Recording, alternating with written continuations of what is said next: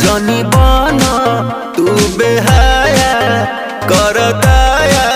रो दिसाया मन पागल हो। अरे हटो ना कन बलिया उठल लिया अभी बाट नया नया जनी बना तू बेहाया कर दया रो दिसाया कच बजवानी हमर भाई का